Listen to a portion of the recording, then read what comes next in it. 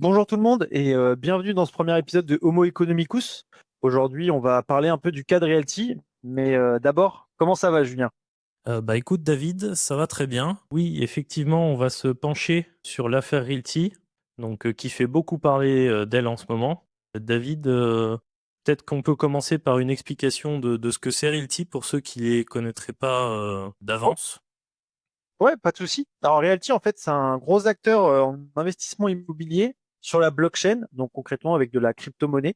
Ils vont tokeniser, comme on dit dans le jargon, les biens. Donc, tokeniser, qu'est-ce que ça veut dire? Ça veut dire qu'en fait, ils vont fractionner en morceaux le bien immobilier et le mettre à disposition sur la blockchain. Il y a un intérêt derrière, c'est que avec le réseau Ethereum notamment, on peut avoir un smart contract. Donc c'est un moyen sur la blockchain de pouvoir donner une propriété à ce token, un peu comme avec les NFT. J'essaie de simplifier le plus possible. Il y a beaucoup de termes techniques, Voilà, mais voilà. même si vous vous en doutez bien, étant donné qu'il y a des biens physiques derrière, il y a quand même des contrats légaux qui relient à la blockchain. On ne peut pas rester uniquement dans l'environnement de la blockchain. Donc du coup, Tout à pour fait. en dire un peu plus sur Ilti, ils ont été créés en 2019, donc c'est le plus gros acteur d'immobilier tokenisé par deux frères, donc les frères Jacobson, qui par le passé, avait déjà monté une boîte immobilière à succès au Canada, qui était spécialisée dans l'investissement à Montréal. Donc, en fait, voilà, ils sont spécialisés dans tout ce qui est zone sinistrée, comme on va le voir avec Détroit. Aujourd'hui, ils gèrent 600 propriétés pour un peu plus de 65 000 investisseurs à travers le monde. Donc, c'est vraiment une boîte très internationale, à part aux US, puisque les personnes habitant aux États-Unis ne peuvent pas investir dans Realty, même s'ils vendent de l'immobilier aux US. Donc du coup, peut-être, David, on peut expliquer l'affaire Realty exactement. Qu'est-ce qui se passe en ce moment? Pourquoi ça fait beaucoup parler de Realty? Alors en fait aujourd'hui ce qui se passe c'est que Détroit, donc la ville principale où est investi Realty, ils ont 408 plus de 408 propriétés dessus. La ville en fait leur reproche plusieurs choses, des arriérés d'impôts qui n'auraient pas été payés, également une gestion du parc immobilier là-bas qui est complètement désastreuse avec des biens qui auraient des fuites, des problèmes de toiture et donc des logements insalubres en fait qui sont loués à des familles qui sont pauvres, parce que là-bas, ça reste une ville où il y a eu la crise a été très très forte lors des années 90 et qui a eu beaucoup de mal à remonter. Donc les familles là-bas sont quand même pour la plupart pauvres. Et de ce fait-là, en fait, Realty est accusé, entre guillemets, de être un peu un marchand de sommeil, on va dire, de louer des logements insalubres à des familles pauvres qui n'ont pas vraiment de choix sur le marché immobilier. Et d'ailleurs, Détroit qui n'est toujours pas remis entièrement de cette crise. Tout à fait. On est à quand même plus de 40 ans de faillite urbaine. Donc c'est assez drôle qu'une ville reproche à une entreprise qui investit majoritairement dans sa ville pour quand même faire de l'immobilier, parce qu'il y a des opportunités, hein, comme partout. Hein. Faut pas oublier que ce que j'aime bien mettre en phase de crise, c'est le kanji chinois qui se mélange en fait de crise et d'opportunité. Donc pour vraiment dire que dans toute crise, il y a des opportunités à saisir et Realty a un peu vu ça comme ça dans la ville de Détroit. Donc la ville leur reproche quand même beaucoup de choses.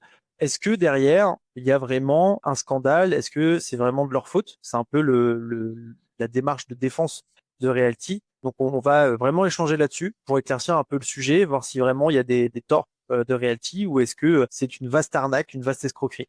C'est un sujet qui est très intéressant, je pense, pour la communauté, que ce soit investisseur ou crypto-monnaie. Ça touche un peu les deux mondes. C'est intéressant pour un premier épisode.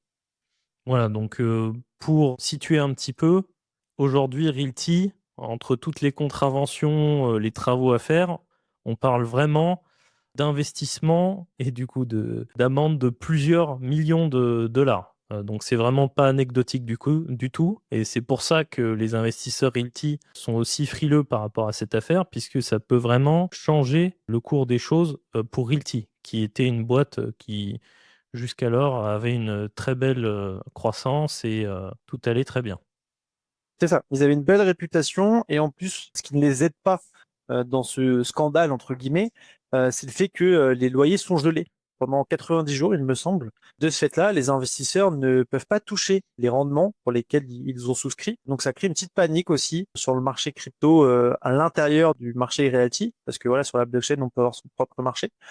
Et donc dessus, on voit quand même des biens qui peuvent être décotés. Donc il y a peut-être des bonnes opportunités à prendre dessus. Mais on va d'abord étaler vraiment le scandale, comment c'est géré, comment Realty approche la chose. Ce qui est intéressant de voir dans un premier temps, je pense, c'est le modèle d'acquisition de Realty sur les biens immobiliers. Eux procèdent un peu comme on peut le voir sur les sites français avec la Première Brique ou autres.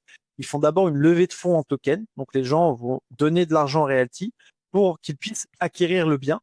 Et ensuite, si ça se fait, les loyers sont versés avec une date prévue dans ce sens-là. Derrière, il y a quand même un contrôle qui est fait par leurs prestataires. Et c'est un peu là le sujet du dilemme, c'est que les prestataires auraient manqué à leurs obligations et auraient fait des rapports frauduleux. La question maintenant, c'est comment Realty a pu passer à côté de ces rapports frauduleux, parce qu'ils ont quand même 65 000 investisseurs. Et du coup, de ce fait-là, ça reste quand même des mastodontes sur le marché. Donc, comment un mastodonte peut passer à côté de ce type de contrôle qui est, selon la plupart des autorités, primordial? Julien, qu'est-ce que tu en penses, toi, cette défense-là, de dire que Realty est un peu tout blanc par rapport à leurs prestataires, parce que les prestataires les avaient escroqués sur de faux rapports?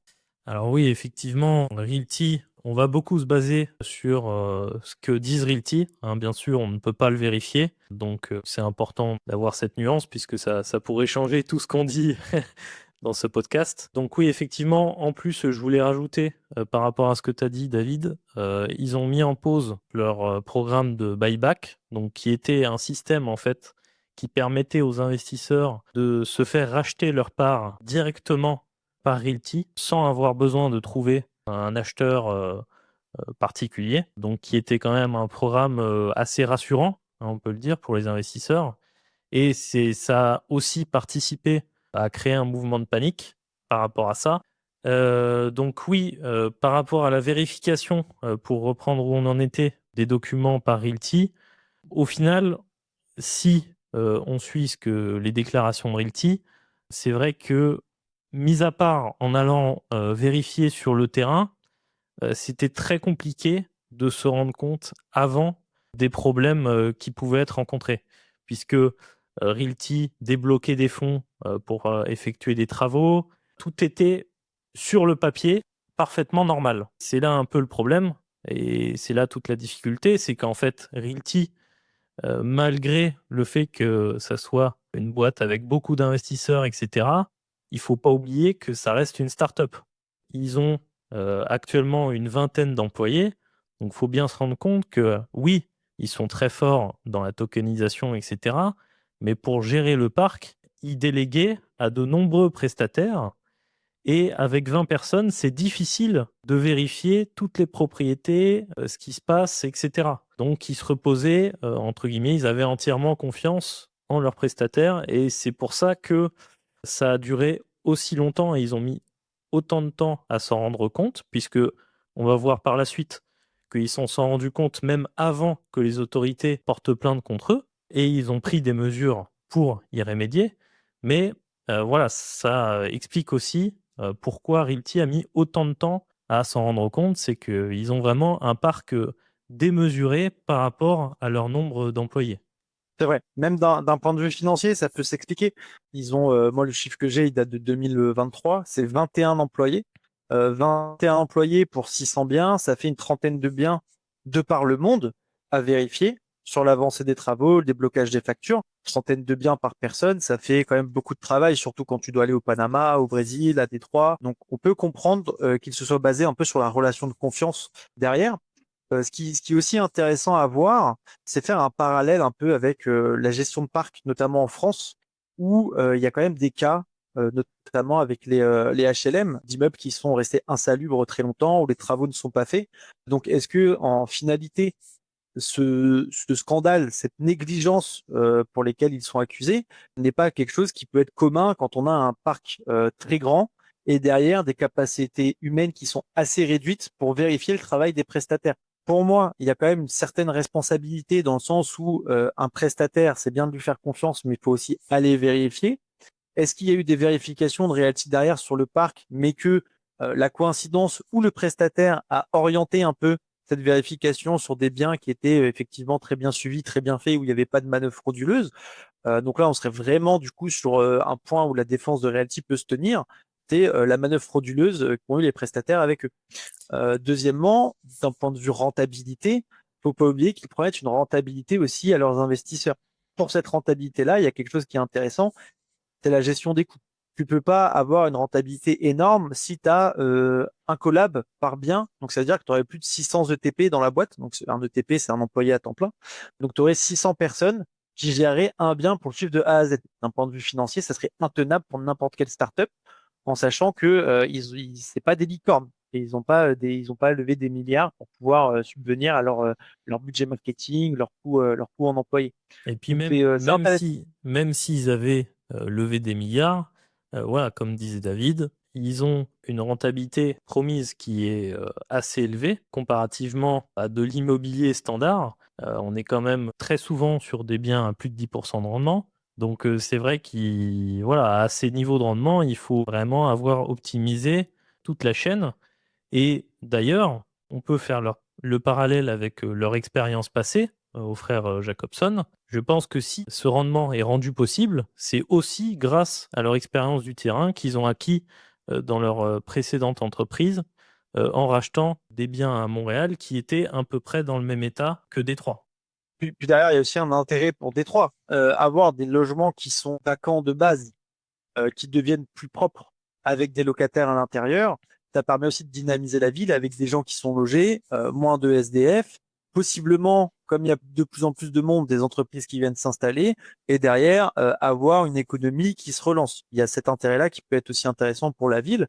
Donc, quelque part, est-ce que ça serait pas un peu l'hôpital qui se moque de la charité de la part de Détroit d'attaquer Realty, qui a quand même une optique qui peut redynamiser la ville, alors que eux-mêmes sont un peu sur un échec dans la redynamisation de Détroit depuis 40 ans, depuis la crise industrielle et le départ des plus grosses usines. Est-ce que Realty est un acteur qui fait peur à la ville parce qu'ils ont un gros portefeuille immobilier, un gros parc sur la ville et du coup, ils commencent à peser aussi sur le bien immobilier, hein. Quand on a plusieurs centaines de biens sur une même ville, est-ce qu'on peut pas un peu dicter la loi sur les marchés? Est-ce que Realty derrière est vraiment tout noir comme veut le faire l'entendre la ville? Parce que la section 8 du droit US à Détroit prévoit une sorte d'APL jusqu'à 2200 $ par mois pour les familles les plus défavorables financièrement pour les aider à se loger. Mais derrière, c'est soumis quand même à un contrôle de Détroit. Donc, est-ce que Détroit est vraiment tout blanc? Est-ce que eux-mêmes n'ont pas des problématiques administratives un peu comme Realty avec le manque d'effectifs pour contrôler les biens? Et est-ce que ces choses-là sont pas validées toutes seules, un peu en automatique avec un employé qui tamponne les documents pour le versement des aides? Parce que beaucoup de biens ont des versements qui sont faits par l'État dans lequel se situe Détroit pour les loyers. Exactement. Et d'autant plus qu'un des points qui a été soulevé par Realty, c'est qu'effectivement, c'est le plus gros gestionnaire de parc de la ville. Donc, ce qui en fait une cible d'intérêt si jamais il y a des raisons politiques derrière cette attaque. Mais en plus de ça, Realty, sur certains biens qui ont été attaqués par la ville, n'ont fait que conserver le locataire existant qui était là avant l'achat par Realty du bien. Donc, on est vraiment en présence de biens qui étaient comme ça depuis des dizaines d'années, qui étaient validés par la ville, puisque normalement, tous les biens qui sont loués à Détroit doivent être validés par la ville de Détroit. Donc, on voit bien que la ville de Détroit semble vouloir reprocher des choses qu'elle ne reprochait pas avant, parce que à fermer les yeux volontairement pour être plus flexible par rapport aux lois, puisque des fois, voilà, les lois ne sont juste pas adaptées au contexte. Et d'ailleurs, ils avaient sans doute raison de faire ça, hein, puisque on voit bien que Détroit s'est quand même redynamisé au fur et à mesure. Mais voilà, vu que aujourd'hui on est à l'approche d'une élection, voilà, est-ce que ça serait pas pour des raisons politiques qu'ils auraient engagé cette procédure auprès du plus gros loueur de biens de la ville? C'est une question légitime à se poser. Et également, un sujet qui peut être intéressant à soulever et pour lequel on a des contre-exemples, c'est le montage financier que fait Realty sur les biens qu'ils acquièrent. Donc, ils font des LLC, ce qui est l'équivalent d'une SAS en France, qui détient le bien et dans lesquels les investisseurs sont propriétaires du coup de la LLC qui détient le bien. Pour Détroit, c'est une manœuvre frauduleuse pour montage financier et être déresponsabilisé quelque part en cas de problématique pour les frères Jacobson. Parce que faut pas oublier que Détroit demande à ce que les frères Jacobson soient responsables personnels de la situation. Si on fait un parallèle avec la France, et c'est quelque chose qui est assez intéressant, quand vous investissez sur certaines plateformes pour faire du private equity, donc du titre non coté, donc investir dans des startups, cette plateforme-là crée une SAS qui va détenir les parts de l'entreprise dans laquelle vous investissez. Est-ce que ça aussi, c'est une manœuvre frauduleuse pour faire un montage financier, dédouaner la plateforme de toute responsabilité? Non. Techniquement, c'est fait pour faciliter la gestion des investisseurs dans l'entreprise dans laquelle ils ont investi, mais également limiter les risques. Parce que forcément, si il y a une seule holding et dedans, il y a 600 startups différentes, vous êtes co-responsable en tant qu'investisseur des 600 startups qui sont représentées dans cette holding. Voilà, c'est Realty aussi, Realty y trouve un intérêt, mais tout particulièrement, c'est les investisseurs qui en trouvent le plus gros intérêt, puisque ça leur permet vraiment d'être exposés uniquement aux biens dans lesquels ils ont investi. c'est ça. Parce que en fait, ce qui se passe, c'est que s'il y a une LLC pour tous les biens, donc pour les 608 biens du parc, déjà, la gestion pour verser les loyers sera beaucoup plus compliquée. Deuxièmement, si vous avez des biens dans les 608 qui sont pas rentables ou qui sont en construction, bah, ça vous rend co-responsable, mais également, vous avez un risque sur le bien en question dont vous ne vouliez pas. Donc, c'est un frein aussi pour les investisseurs. Et c'est ce montage-là, quelque part, qui a fait la force de Realty, c'est de garantir que le bien que vous achetez à travers la société vous appartient et vous n'avez pas de risque adjoint, entre guillemets, avec d'autres biens qui seraient détenus par la même société. Et c'est ça qui est intéressant d'un point de vue gestion du risque, c'est que le loyer qui tombe, c'est le loyer qui tombe. Vous n'avez pas d'autres propriétés dedans avec des loyers qui viennent complexifier la gestion. Vous ne savez pas trop où vous en êtes. Il y a possiblement des écritures comptables qui peuvent être aussi falsifiées dans ce montage-là. Si vous avez plusieurs biens dans la même société, là vous avez un bien pour falsifier des écritures comptables, c'est un peu plus compliqué déjà. Donc c'est le point fort de Realty pour moi, c'est ce type de là qui est intéressant et qu'on peut mettre en face avec le private equity en France qui a exactement la même typologie de montage. Donc cet argument-là pour l'État de Détroit, à mon sens, ne tient pas parce que on a plusieurs exemples qui font les mêmes types de montage dans d'autres secteurs. Disons que on peut comprendre que ça complexifie la plainte pour la ville de Détroit, mais dans le cas spécifique de Realty, ça semble être un montage qui est totalement justifié et le juge pourra reconnaître la validité du montage, puisque de toute manière, ce type de montage peut être soit légal, soit illégal, suivant la justification derrière ce montage.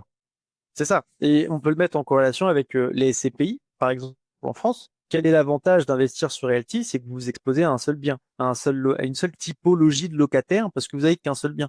Quand vous investissez en SCPI, vous achetez des parts d'un parc immobilier en lui-même, avec des biens sur lesquels vous n'auriez pas forcément investi, parce que soit vous n'êtes pas, c'est pas quelque chose qui vous intéresse, soit le bien est un peu plus risqué. Prenons l'exemple du Covid. L'immobilier commercial était en chute libre parce que bah, les entreprises étaient fermées. Il y a eu le télétravail qui est venu en plus mettre son petit grain de poussière dans l'engrenage, donc les locaux commerciaux étaient de plus en plus vides, étaient rendus. Quand vous avez une SCPI qui fait un mix de commercial résidentiel, imaginons, vous achetez des parts d'une entreprise, d'un parc immobilier qui a possiblement 20, 30, 40, 50% de typologie de bâtiments qui ne vous intéressent pas. Là, avec Realty, vous avez quand même cet avantage de pouvoir acheter un bâtiment qui vous intéresse avec un locataire. Et ça, je trouve quand même que c'est un très gros point fort comparé au SCPI. Donc, le montage est forcément plus complexe que quand on veut vraiment standardiser et mettre de côté chaque bien un par un, plutôt qu'en faire un panier de biens comme les SCPI. Ça, c'est un gros avantage pour moi pour Realty.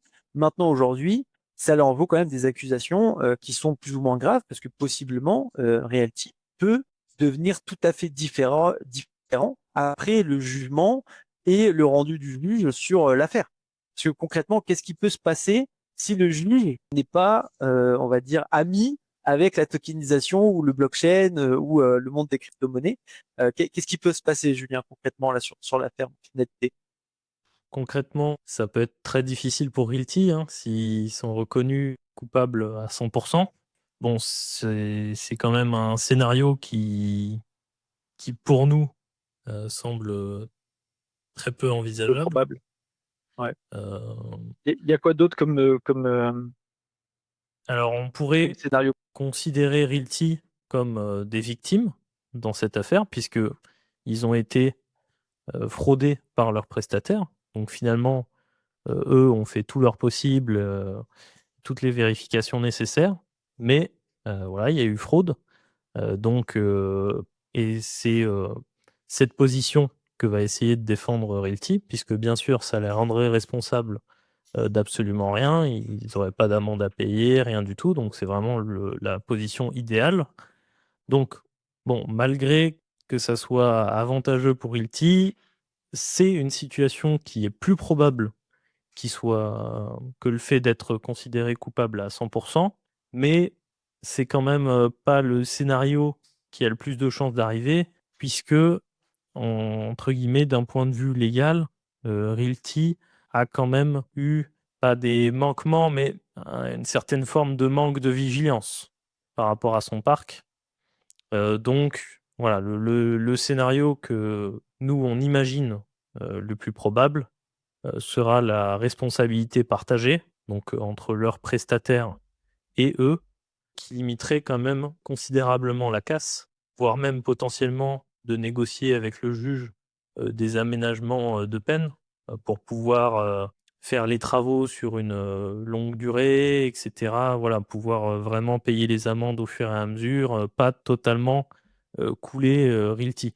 Ce qui serait vraiment là une catastrophe à la fois, bon, bien sûr pour les investisseurs, mais aussi pour Détroit elle-même. Si ce qu'on vous dit vous intéresse, on a créé Homo Economicus, notre newsletter mensuelle qui décrypte les rouages de la bourse. Abonne-toi, le lien est en description.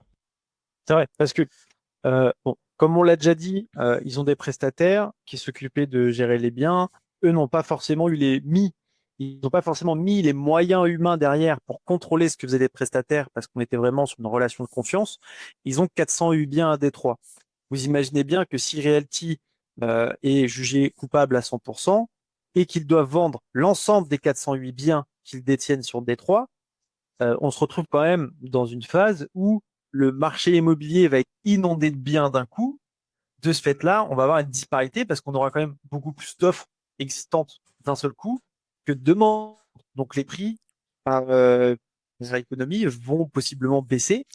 Et si les prix baissent, c'est pas forcément bon signe pour Détroit. On l'a vu pendant la crise immobilière, notamment. La crise immobilière, on a vu beaucoup de biens de prix baisser en 2008 à Détroit. Il y a eu quand même des acheteurs, mais il n'y avait pas suffisamment d'acheteurs pour racheter l'ensemble des Après, biens, ce qui a fait que les effectivement, prix ont dégringolé.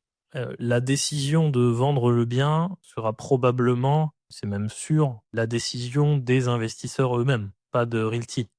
C'est là aussi la complexité, c'est qu'en fait, concrètement, si jamais Realty fait faillite, le gestionnaire qui gère le lien avec la blockchain, etc., ne sera plus là. Donc là, ça serait vraiment, comme on disait, un scénario catastrophe, puisque même si en théorie, voilà, les investisseurs peuvent se réunir pour faire des votes en copropriété, etc., décider de quoi faire, etc., sans l'infrastructure de Realty, ça va vraiment complexifier les choses.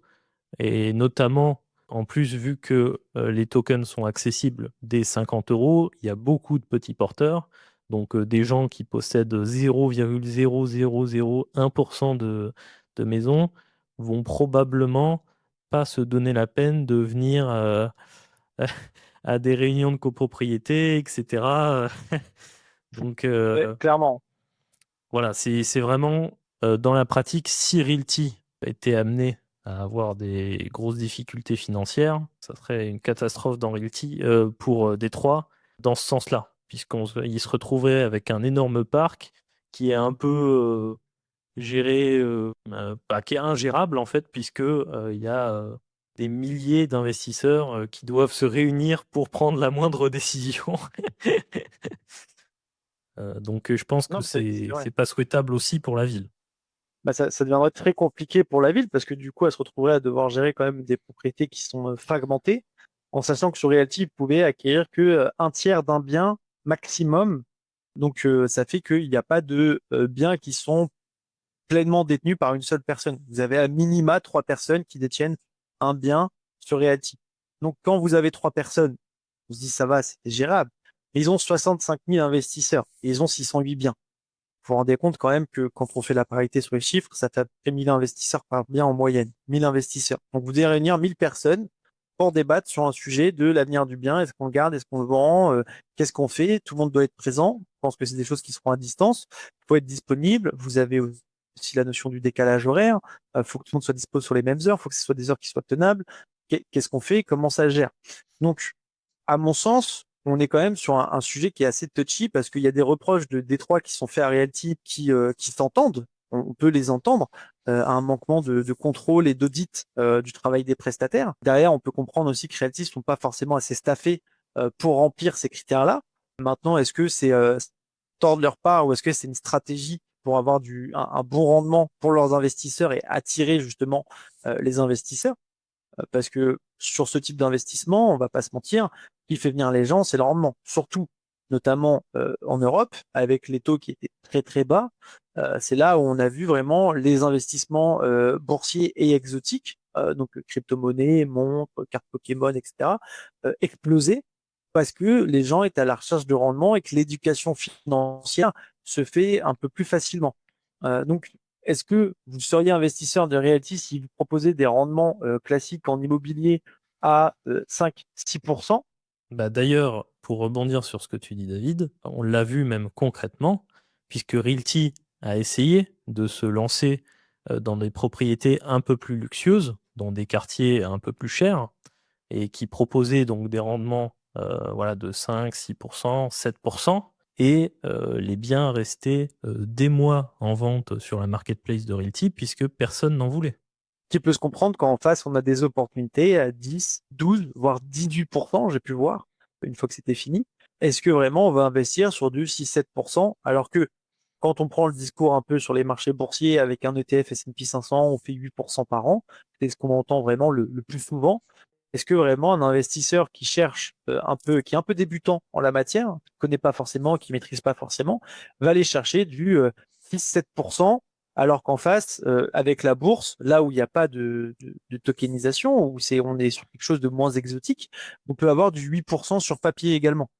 Donc, ils sont obligés quelque part de faire des économies d'échelle, avoir peu d'employés par rapport à leur taille. 21 employés, c'est très très peu pour avoir des rendements parce que plus il y a d'intermédiaires, plus il y a de strates dans une entreprise, plus derrière il y a des frais qui se mettent en plus dans l'investissement et du coup ça devient aussi une barrière. Comme tu l'as dit, Julien, 50 euros pour investir dans une phare de maison, ça reste très très peu. Aujourd'hui, en France, on a la première brique qui fonctionne sous obligation. On n'est pas vraiment détenteur. Il ne faut pas oublier qu'on a eu des acteurs en France qui ont promis d'être détenteurs de biens, un peu comme Realty, détenteurs de biens dans un certain pourcentage avec des loyers versés tous les mois, etc. Cette entreprise-là a revu sa copie en faisant des obligations parce que quand les loyers n'étaient pas payés, on payait pas les investisseurs. Il y a eu des biens où on avait du 8 à 10% de rendement promis en finalité. Il n'y avait pas assez de tension locative, donc on se retrouvait avec des rendements plutôt de l'ordre de 1 à 2%. Donc forcément, ça posait des problèmes. Donc voilà, c'est vraiment des stratégies qui sont prises par Realty et je trouve ça intéressant comme façon de fonctionner sur son investissement, notamment en crypto-monnaie, où il y a quand même, entre guillemets, une garantie de propriété de par la tokenisation avec le certificat qu'on peut avoir sur la blockchain Ethereum. Je trouve ça très intéressant. Maintenant, effectivement, la question se pose sur la gestion qu'on a du parc derrière. Est-ce que Realty doit réincorporer cette gestion en interne, revoir avec des prestataires ou changer de prestataire complètement pour éviter de nouvelles surprises sur la gestion de leur parc? De toute façon, je pense que c'est un processus qui est naturel dans la croissance d'une boîte, d'essayer d'internaliser au fur et à mesure le maximum de choses pour avoir le contrôle le plus fin possible. Et c'est d'ailleurs ce qu'on a commencé à voir, puisque quand Realty s'est réellement rendu compte des dégâts en 2024, Donc, bien sûr, ils ont mis fin à la collaboration avec leurs prestataires qui géraient le parc. Mais en plus de ça, ils ont créé leur propre entité interne, donc qui s'appelle New Detroit Property Management, qui va reprendre la gestion directement. Donc dès 2024, donc bien avant que la ville de Détroit les attaque, ils ont mis en place un plan pour financer les travaux, payer les amendes, etc. Ils ont déjà commencé à en payer une bonne partie, même si c'était tellement énorme que voilà, et même s'ils ont déjà investi 2 millions d'euros dans les travaux, il reste encore beaucoup de travail à faire, et ça se fera sans doute sur plusieurs années.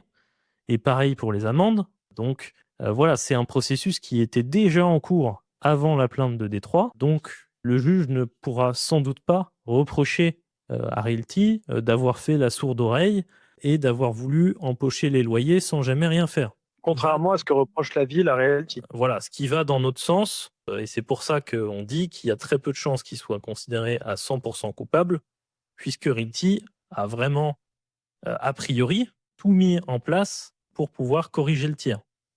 Notamment en plus, donc un des problèmes qui a fait que Realty a tardé à se rendre compte des choses, c'est que les locataires se plaignaient, oui, mais à qui? Ils se plaignaient aux gestionnaires. Donc forcément, ça ne remontait jamais aux oreilles de Realty. Et donc là, ce qu'ils ont mis en place avec, en plus de leur entité interne qui gère le parc maintenant à Détroit, ils ont mis une hotline qui est disponible pour joindre Realty et qui est gérée par une ONG locale. Donc ça va vraiment améliorer les retours auprès de Realty en faisant sauter un intermédiaire qui peut potentiellement, comme on l'a vu dans cette affaire, être corrompu. Et il y avait une question qui était intéressante, qui était qui est le vrai coupable, la cupidité, l'incompétence ou le système. Dans ce que tu dis, moi, ce que je relève, c'est que le vrai coupable serait la cupidité. Parce que, en fait, il y a quelque chose qui est intéressant dans le système de Realty. Donc, ils ont leurs prestataires, leurs gestionnaires de parc. Leurs gestionnaires de parc ne sont payés que si le bien est loué et qu'un loyer est versé. S'il n'y a pas de loyer versé, le gestionnaire de parc n'est pas payé.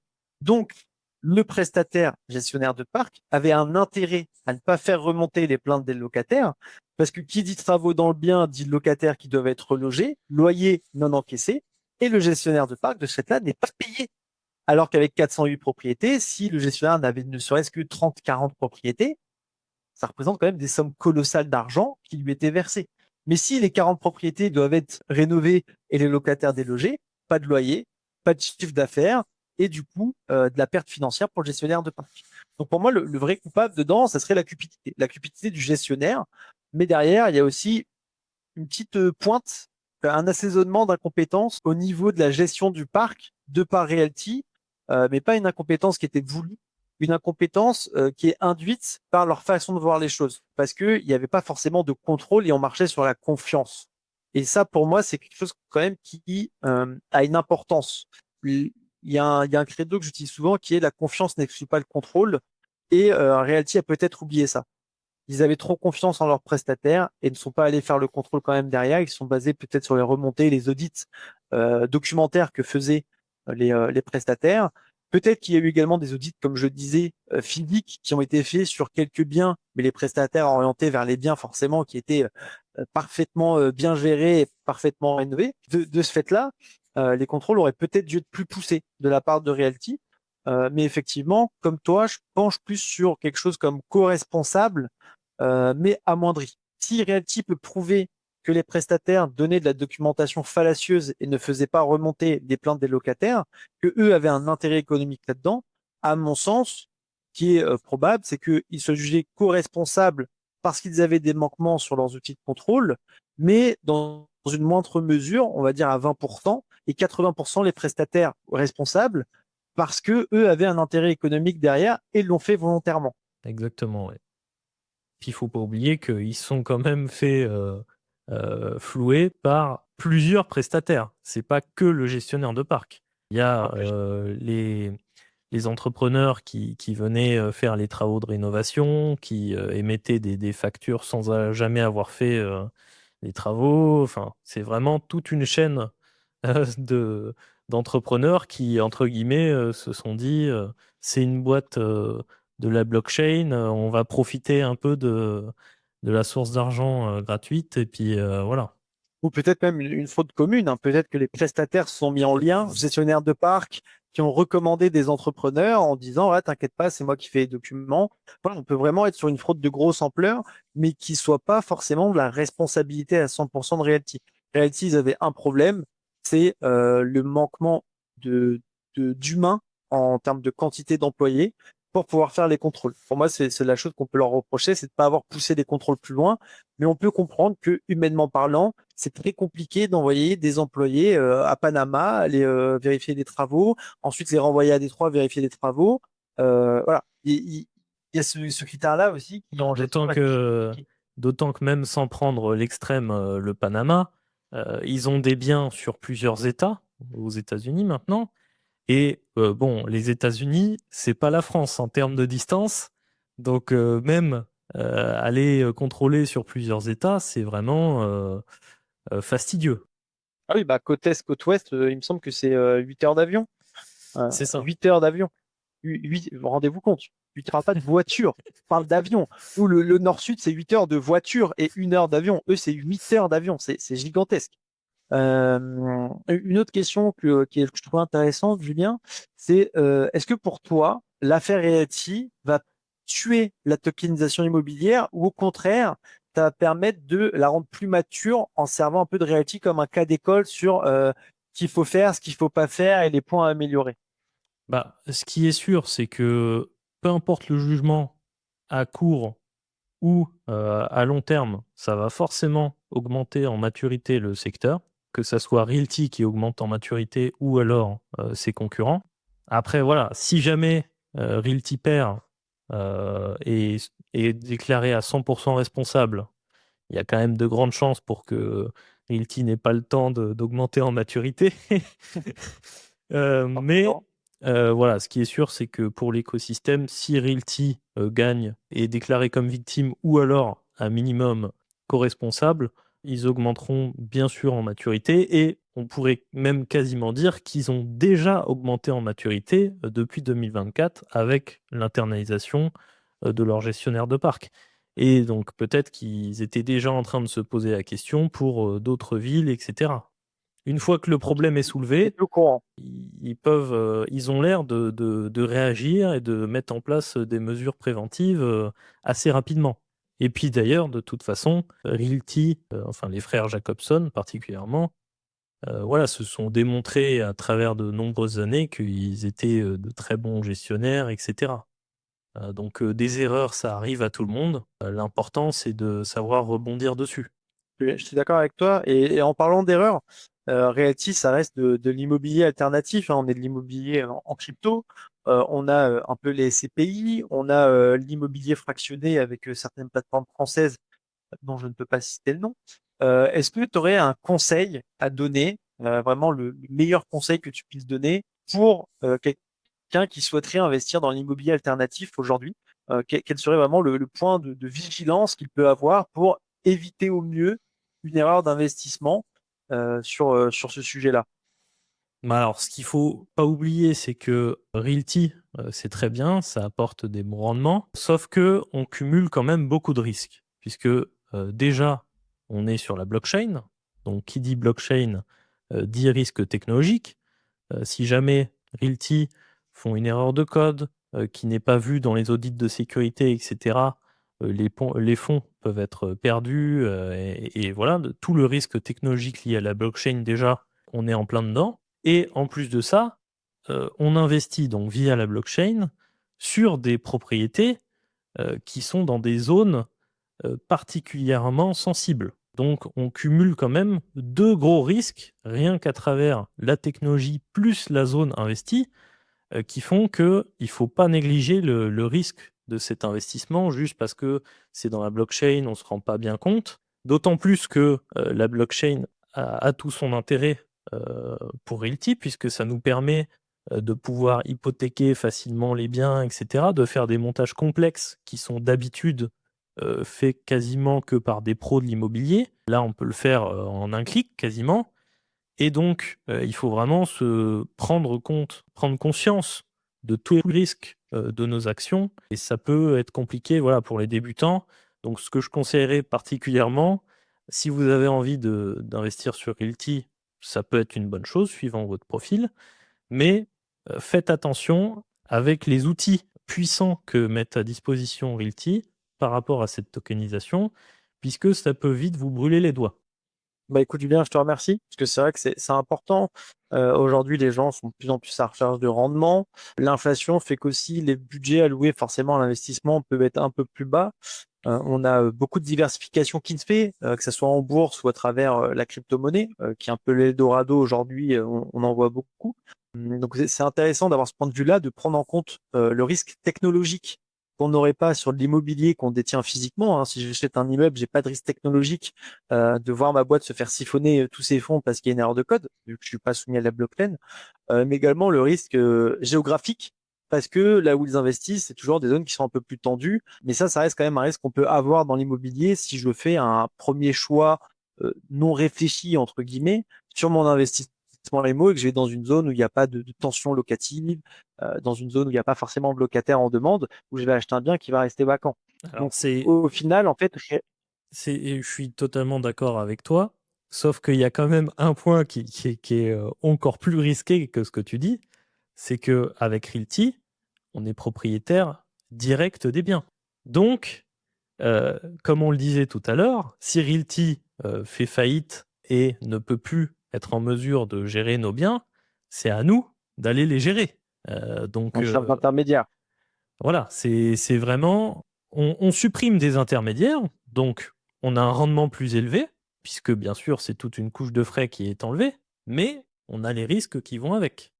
On est dépendant du coup d'un seul intermédiaire finalement qui serait Realty pour la gestion du bien, qui permet de faciliter en fait cet investissement qu'on ferait d'un point de vue géographique, parce qu'on pourrait investir au Brésil, au Panama ou aux US tout en étant en France, sans avoir besoin de réfléchir et de faire des allers-retours vers ces pays-là pour la gestion de nos biens.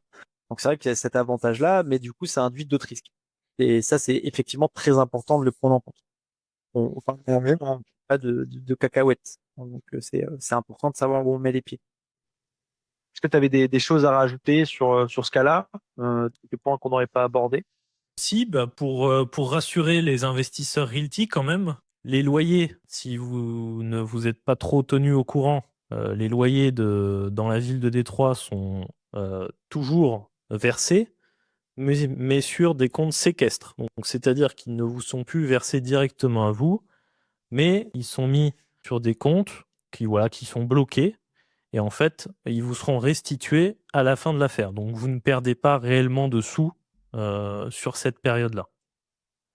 C'est quelque chose qui est important de préciser, en sachant que c'est pas quelque chose qui est anormal. Hein. En France, on a le même type de fonctionnement, notamment quand un propriétaire ne paye pas ses taxes. Le gouvernement peut demander au locataire de verser les fonds sur un compte séquestre, ou aussi si le bien est insalubre pour une remise en état, les loyers peuvent être versés sur un compte séquestre et après être reversés au propriétaire. Donc c'est un fonctionnement qui est anormal.